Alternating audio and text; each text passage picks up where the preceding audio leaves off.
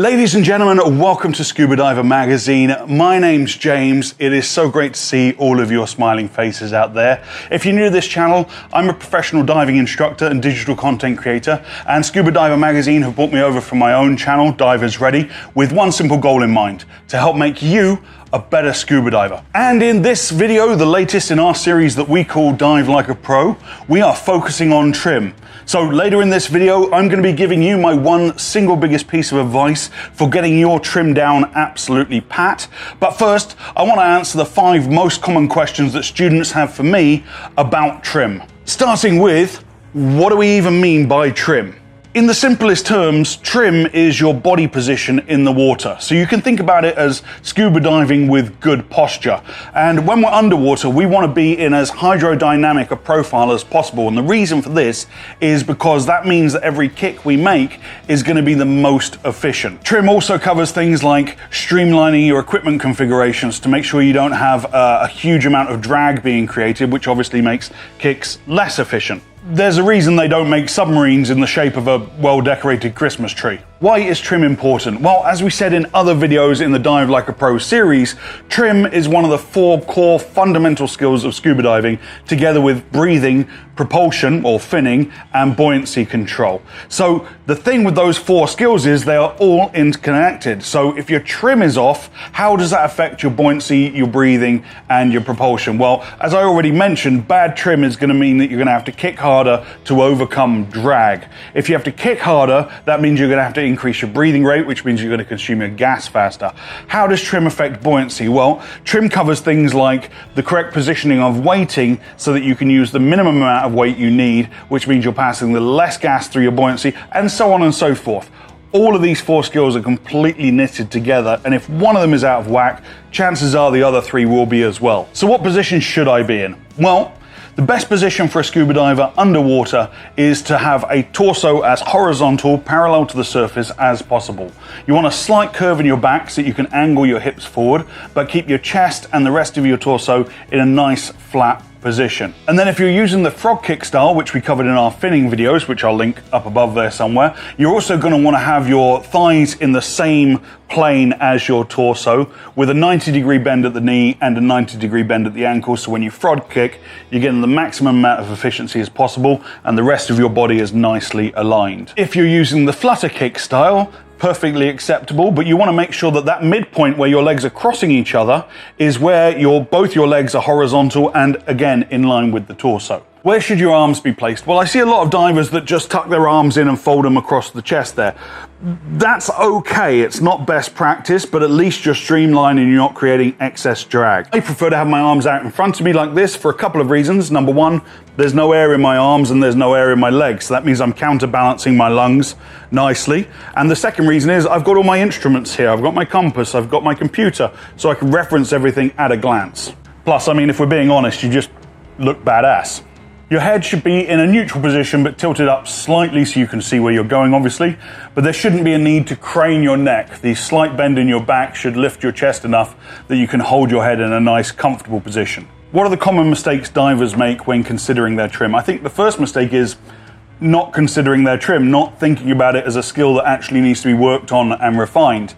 And also not testing their trim. How do you test your trim? Well, it's very simple. All you do is get nice and shallow and close to the bottom, but without touching it, obviously, and hold a hover.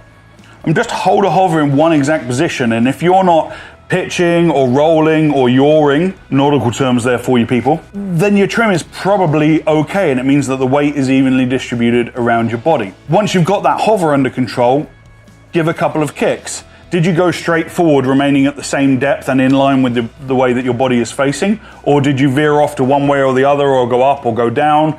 In which case your trim is off somewhere. Go back, make adjustments to the placements of your weight, maybe shift some accessories around if you're carrying a lot of gear with you, and try and get as balanced as possible in that hover position. But the challenge people have when judging their own trim is it's not really a measurable thing. You can get the feeling, you can run that test and so on, but it's not like breathing where you can look at your gauge and see how much you're actually consuming. So more on this a little bit later on how you can actually manage your trim a little better. I think another mistake people make when trying to refine their trim is not considering their equipment as part of it. They focus on getting their body in the right position, but don't actually consider that their equipment choices play into how their trim comes out. For example, a backplate and wing is always going to serve you better than a big bulky jacket style BCD.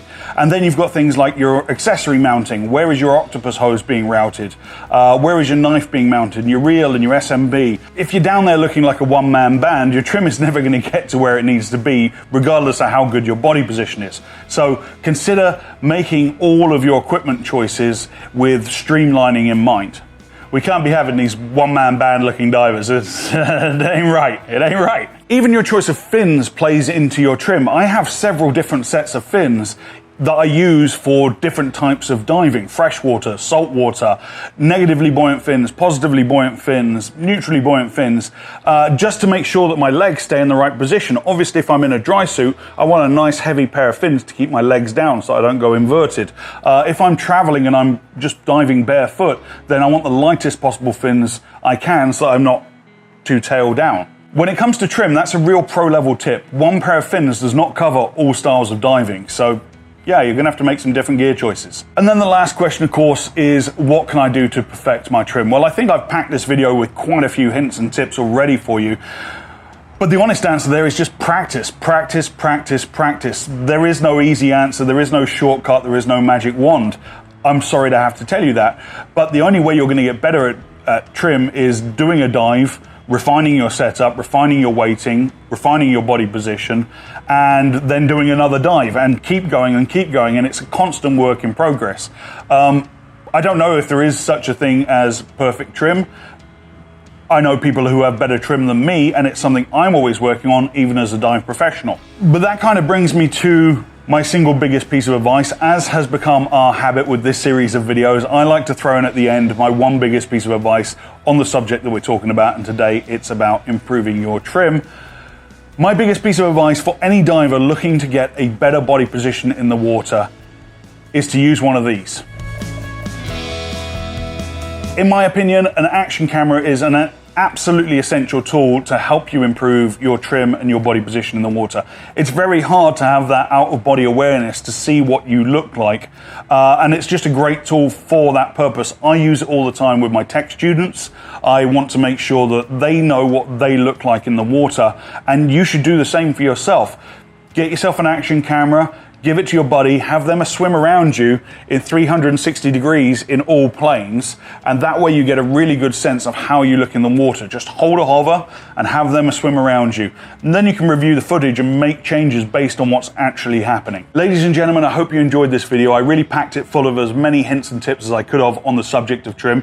If you did learn something, please give this video a big old thumbs up. Don't forget to make your next dive on that subscribe button if you haven't done so already. And until next time, my name is James for Scuba Diver Magazine. Just over here, I'll put some other videos that I've created for the Scuba Diver Magazine channel. And if you want to see more content from me, my channel Divers Ready is linked in the description of this video below. Until next time, dive safe, dive often, and dive like a pro.